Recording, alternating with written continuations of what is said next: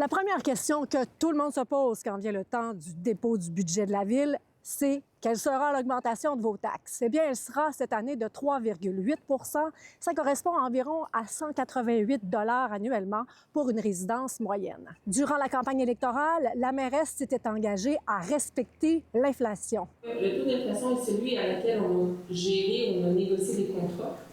C'était en septembre. Septembre 25 sur septembre 24, qui était de 3,4. On a toujours dit que les taxes de la Ville allaient être maintenues au taux d'inflation. C'est exactement ce qu'on fait. La Ville a donc déposé un budget équilibré de 7,7 milliards de dollars en hausse de 389 millions. Une augmentation attribuable, entre autres, à l'élaboration de la nouvelle stratégie montréalaise de l'eau, pour laquelle il faudra créer 77 postes.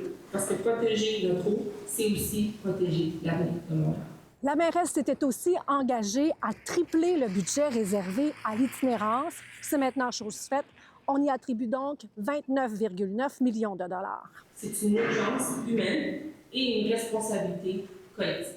La Ville va aussi consacrer 11 millions de dollars à l'entente sur la pauvreté et l'exclusion, mettre en place un groupe d'intervention tactique, un protocole pour les campements et réserve aussi 100 millions de dollars pour l'acquisition de bâtiments pour des logements sociaux. Le directeur général de l'organisme L'Anonyme, qui engage des travailleurs de rue dans Hochelaga-Maisonneuve, voit l'annonce d'un bon œil. On nous a dit que la priorité, c'était, il y avait une priorité au niveau de l'itinérance. Donc, pour nous, c'était hyper important de s'assurer que c'était ce qui se passait. Et les mesures aussi en habitation, pour nous, sont hyper importantes. En habitation, la Ville veut construire 75 000 logements d'ici 2050 et elle dégage aussi une somme de 587 millions de dollars pour mettre la main sur des immeubles stratégiques. Quant au budget pour les pistes cyclables, il reste à peu près le même, à part 30 millions supplémentaires qu'on va injecter pour une véloroute en bordure du REM. Nous sommes là pour s'assurer que nos pistes cyclables sont sécuritaires. Il faudra abolir 1000 postes pour aller chercher des économies totales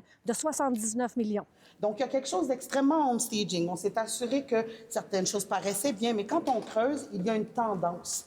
Pour l'opposition, c'est pas satisfaisant. Est-ce qu'il y a particulièrement quelque chose qui vous accroche là, par rapport aux coupures, plus précisément? Si on prend Bixi, la coupure de 50 % ce qu'on comprend, c'est que ça va permettre le maintien du service, mais ça ne permet pas l'étalement. Donc, on a des enjeux d'équité territoriale. 2,6 milliards de masse salariale à négocier, c'est un défi majeur. Et l'administration a bien l'intention d'optimiser les activités davantage. Et elle prévient d'ailleurs que les prochaines négociations avec les 7 syndicats ne seront pas faciles parce que la marge de manœuvre est mince.